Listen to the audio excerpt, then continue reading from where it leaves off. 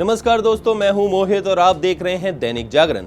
महाराष्ट्र में 288 विधानसभा सीटों के लिए 20 नवंबर को वोटिंग हुई। इस दौरान राज्य के नागरिकों ने जमकर वोट डाले।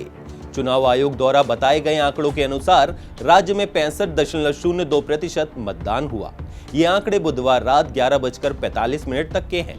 1995 के बाद ये दूसरा मौका है जब राज्य के वोटर्स में इतना उत्साह देखने को मिला। साल 1995 के विधानसभा चुनाव में 71.7% मतदान हुआ था। आपको बता दें कि इसी साल देश में लोकसभा चुनाव हुए हैं। लोकसभा चुनाव के दौरान महाराष्ट्र में 61.39% वोट पड़े थे। अगर साल 2019 में हुए विधानसभा चुनाव के मतदान प्रतिशत के आंकड़ों पर नजर डालें तो राज्य में 61.4% वोटिंग हुई थी। वोटिंग प्रतिशत पर नजर डालें तो इस साल राज्य के विधानसभा चुनाव के दौरान लोगों ने जमकर वोटिंग की है। रिकॉर्ड वोटिंग से राजनीतिक दलों में उत्साह है। सभी राजनीतिक दल अपने अपने जीत का दावा कर रहे हैं। महाराष्ट्र में कई बड़ी हस्तियां, राजनेताओं और राजनीतिक दलों के कार्यकर्ताओं ने लोगों से अपने मतदान का प्रयोग करने का आग्रह किया था। वहीं कई लोगों ने मतदान केंद्रों पर चुनाव आयोग द्वारा व्यापक व्यवस्थाओं की तारीफ भी की है। भारतीय निर्वाचन आयोग (ECI) द्वारा साझा की गई जानकारी के अनुसार बुधवार रात 11:45 के वोटिंग प्रतिशत के आंकड़ों में पता चला कि राज्य के 36 जिलों में सबसे ज्यादा वोटिंग कोल्हापुर में हुई।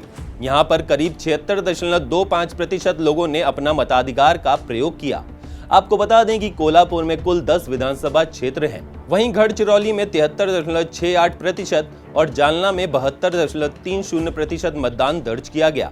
हालांकि मुंबई सिटी जिले में कुल 10 विधानसभा सीटें हैं, जहां पर सबसे कम 52.07% मतदान हुआ। उधर चुनाव आयोग की ओर से कहा गया कि पिछले विधानसभा और संसदीय चुनाव के दौरान महाराष्ट्र के शहरी क्षेत्रों में लगातार कम मतदान को देखते हुए शहरी उदासीनता को दूर करने का विशेष ध्यान दिया गया। निर्वाचन आयोग ने कहा, ऊंची इमारतों और आवासीय सोसाइटियों में 1185 से ज्यादा मतदान केंद्र बनाए गए। CC राजीव कुमार के निर्देशों के बाद मतदान केंद्रों पर मतदाताओं के लिए बेंच और व्हील चेयर जैसी जरूरी सुविधाएं मुहैया कराई गईं।